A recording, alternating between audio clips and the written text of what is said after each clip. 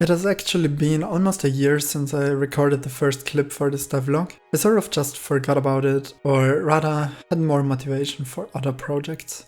But now I finally want to finish this game. If you've never seen this game, it's a 3D platformer in which you have to extinguish fire and use Extinguisher's knockback to travel through several levels. The game is called Firefight Training, and it's actually the first game I ever started making in Unity a little over 4 years ago. There's a playlist on my channel if you're interested.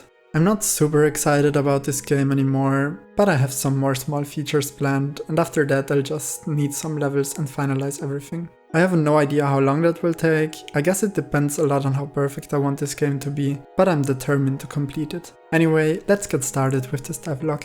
When I started working on this devlog, I wanted to implement a fire enemy, some sort of walking pyramid which can shoot flames and be extinguished and so on.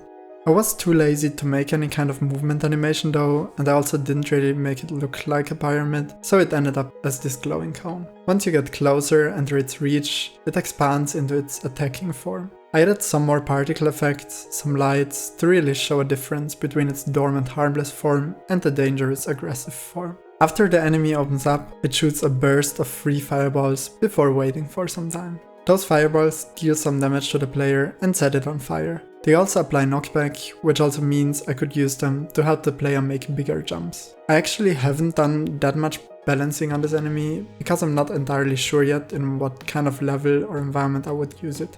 Additionally, this enemy can be extinguished. Once that happened, it doesn't just disappear, but instead it turns into this blue version, which targets nearest fires or enemies in an attempt to extinguish them. At the same time, other fire pyramids tried to shoot fireballs at the extinguished version, trying to reignite it. With that, the basic mechanics were done, and I moved on to the next feature.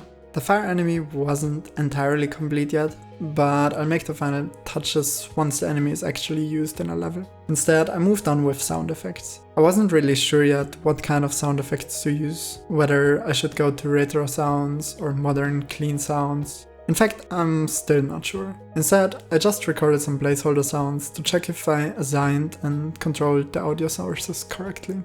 Click, flip, star, character, footsteps, damage, collect, extinguishing, refilling, charging up the extinguisher, explosion, button press, scaling up, scaling down, converting, shooting, fiery impact. I'm just a fire crackling because I'm a crackling fire, throwing flames.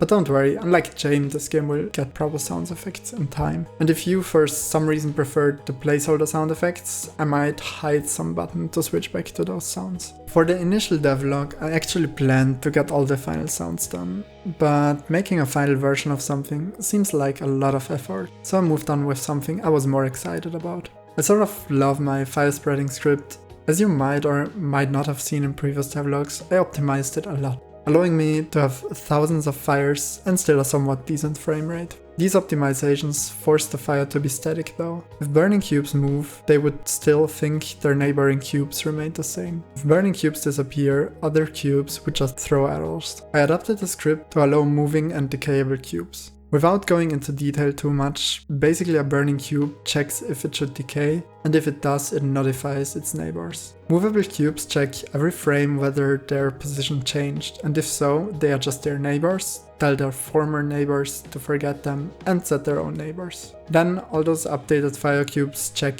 whether they have to do something, and if not, they go into a dormant state until updated. If you want to know a little more in detail how exactly the fire script works, I can maybe make some animation to indicate how fire spreads, which fire is active and so on. If you're interested, I can see what can be done. I'm sort of pleased with how the fire spreading script works now. In fact, it allowed me to add the burning shells again. There are still some bugs, I still need to playtest a little more, but it's good enough for now. That's actually all for this devlog. I sort of just wanted to get rid of these old clips lying around on my hard drive so that I can start working on a new devlog. Knowing exactly what I want to get done and so on helps with making a devlog, and so I don't have to think what I wanted to do in this devlog a year ago. I mean, I don't really plan my devlogs and Game Dev Progress that much, so it didn't really matter that much. I don't know, maybe you get what I mean. Anyway, thanks for watching, I hope you enjoyed it. If you have any suggestions, let me know them in the comments, and I'll see you soon. I'll try to make quick progress and finally finish this game. Bye, thanks for watching.